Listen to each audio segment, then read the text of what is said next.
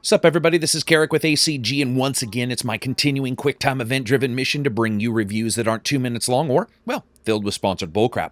Today's review is for the QuickTime Caped Crusader Bad Decision Simulator, Batman, the Telltale series, Episode 5, City of Light. You know, the Telltale series has followed Batman through the duplicity and disguised death-defying heroics of what it would be like to live one half your life as a male Kardashian and the other half as a masked luchador wrestler with a chip on his shoulder against crime. While this review is for Episode 5, I will also finish up on my thoughts of the series at the end of the video as well for those folks who are waiting for the season's conclusion before deciding if they want to jump in. As always, if you like the video, maybe subscribe. So here's my review for Batman the Telltale series, Episode 5. Batman getting his ass kicked consistently, the world's scariest kids' playroom, and why it doesn't pay to be a friend of masked crusaders. Graphics are up first. You know, as I said in my review of the original episode, the game's cel shading, while fitting for Batman and certainly working well here with an artistic bent that allows it to have its own atmosphere compared to, say, the Rocksteady series, the engine still sees fits and spurts like it's scared of the story it's telling and half the time wants to just stop like a kid covering their eyes. Sometimes it runs fine, and then other times it blurbs out, skips a bit of an animation, or ends a cutscene or stutters without any kind of warning. Now, until a total redo of this game engine occurs, we are still going to be stuck with some of the wonkiness that happens here. And of course that means that sometimes Batman, while performing his favorite new move of this game series, which is the leaping jump kick, seriously, this dude has to have hung out with Marty Jannetty at some WWE training camp prior to the series, because if he isn't drop kicking someone, he's setting them up to be drop kicked. But when it comes down to it, sometimes there's stutter here and there, and theatrics aside, it still looks good, but overall, I would love to see this engine improve. Now, one thing I enjoy about the Batman series is that it still stretches its legs when it comes to locations, and while perhaps not as journeyman as the Telltale series with Walking Dead, its consistent use of new places keeps you engaged depending on the series episode that you're going through. All in all, it's good, both this episode and the series as a whole, but the engine still shows some weaknesses here and there. And of course, that brings us to sound, music, and voice. The children of Arkham have taken hostages. Carry on, gents. Boss says it's time to get the Bat's attention. Lieutenant, these officers are at risk. Penguin is... Wayne, get back!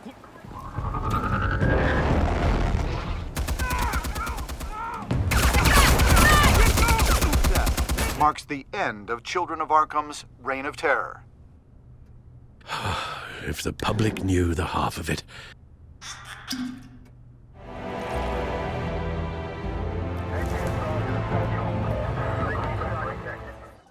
Before long, you'll be Gotham's golden boy again. These people, they have no idea who Bruce Wayne really is.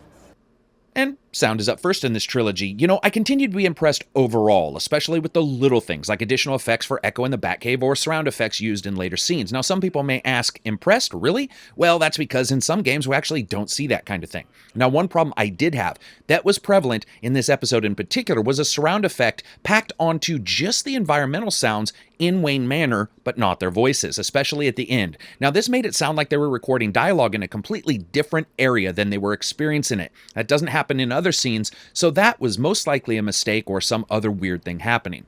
Altogether, I still like the sound effects in the game, and for the most part, everything is done environmentally very well. Music. One thing that continues to impress me in both this game and the series as a whole, it doesn't really stray far from the get 60 folks on violins and show them footage of awesome things happening style of music. But that's as Batman, and of course that fits. What I was always impressed with and what I really enjoy is the subtle differences and the even more glaring ones in the sections where you played as Bruce Wayne. If it wasn't some subtle ambient moment to augment the mood, it wasn't there at all, leaving the duality of Bruce Wayne's moments a stark contrast to Batman's. Now, I love a soundtrack that knows when to get out of the way. You guys have heard me say this before, especially in a game like this, because Batman could be fucking buying a carton of milk and it'd sound like the Berlin Philharmonic was walking behind him like a goddamn animatronic parade float. So those moments when you're first just Bruce Wayne doing Bruce Wayne things as Bruce Wayne would do, like reminding everyone in the game world that people aren't responsible for shit other people did before they were born, it actually works really, really well. Continued good music, but also a continued good use of that music, and that is vital in series like this. And of course, that brings us to voice. I still think this is very hit and miss. The voices that I find I really don't like are those, let's say, for Murphy Geyer as James Gordon. Something about that just does not at all fit for me. And then you have Troy Baker pretending to be someone else, who is then later pretending to be someone else as Batman and Bruce Wayne and Troy Baker combined. Laura Bailey does an okay job as Catwoman, though I wouldn't say that the line specifically written for anyone was excellent in episode 5. While the attempts, at times at least for me, to humanize the characters in each one of these episodes has gone good and bad, in 5 I would say it's just got okay voice. It still has its moments though, like later on in the game there's an excellent conversation that is one of the best of the series, depending on the actions that have been taken prior. And of course, that brings us to gameplay. As with the past titles, Batman continues to spread the duality of the Bruce way and the Batman way, and that dynamic there. And while this title isn't alone in its use of diverging pathways, I have to say that Batman continues to excel in reflecting different world states better than any other series I can remember from these guys. Now, playing through it twice, I am continually surprised by not only physical changes to the game world, but some large new scenes being played out depending on choices. And with each episode, this has continued to actually grow. The ability to travel to different locations, sometimes losing that ability to go to the other location at all, or engaging in a situation as either Bruce or Batman with decidedly different results, continues to be the highlight of the series. Once again, this has been done in some of the others, but I just don't think to as great of an effect. In episode 5, Batman is fighting a war on many fronts, and depending on the choices you've made in the past games, he may have no tech or a change to what options he can use. He may even see some folks that look different depending on where he traveled in past episodes. Hell, some people may just pretty much be gone. And as I continue to play it, man, is that really where I feel Batman nailed it throughout the episodes. And continuing here, it really does feel, even more so than prior games, like you are playing a vast comic book, and the spread of choices and results has absolutely locked me into the fact that replaying this again is gonna be an absolute requirement. However, I am still not happy to see Telltale continue that one failure state situation, especially in the case of a superhero. It's odd too. On the one hand, you're offered so much choice, yet on the other hand, you see a single ducking of a punch or moving out of the way of an attack most of the time result in instant death. Though this might be too much to ask, I would have loved to have seen a bit of a situational softness there for a softer failure state, especially because as episode 5 continued, shit just sort of started to get weird here. Either Batman was kicking everyone's ass, enemy mulching through Gotham like a fucking Bruce Wayne trademark John Deere tractor, or he was getting gutter sniped by folks that, according to, everything within the game, had no training whatsoever. And while many times, yes, they were using some story conveniences to beat him, many times they were just straight up kicking his ass. In some ways, it was to show that Batman probably leaned too heavy on Wayne tech, which is an underlying current of the story within it. And some folks may even take advantage of that situation if given the opportunity. But sometimes it was like Batman got caught flat-footed in one of those high school fight videos you see on YouTube, where someone gets cold-cocked and the other one who knocked him out walks around like it was anything other than sheer luck. But I got to admit, all that being said, the breadth of believable choice still is great here, and I feel it does a better job than even my own beloved Wolf series when it comes to decision making and the repercussions being reflected on the video game screen. Fun factor.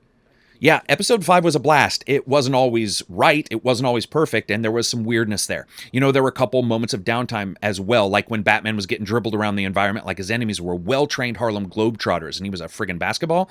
But despite those little missteps, Batman Episode 5 kept me involved from start to finish, and the fun here for me is once again feeling, more so than the other series, like I was playing an interactive comic book, and I really enjoyed that.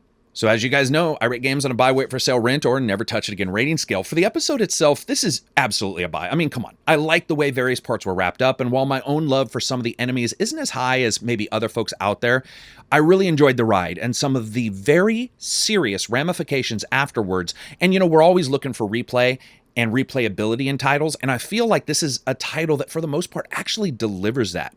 As for the series itself, listen, if you're thinking of jumping into this now with the season all wrapped up, I still simply tell you to just go out and actually get 1 or 2 episodes and check them out and see if you like the attitude. It's enjoyable, and to me, the best of the Telltale titles in reflecting world state as mirrored by choice. Because really, that doesn't mean that you're going to magically feel like you aren't playing a Telltale game. Well, not like buying Madden 2016 and getting pissed it isn't hockey. You might pick this up and be a bit disappointed in the little things like the failure states or the occasional child's play thing that Batman suddenly magically turns into. So anyway, that's it for me. I hope you guys like the review. As a series and as an episode, this is really enjoyable, but what's great here is you have a multitude of different ways to play it and ways to buy it. So if you like the video, give it a thumbs up. Maybe check out Patreon or Twitter. If you dislike the video, give it a thumbs down. Peace out and enjoy the rest of your week.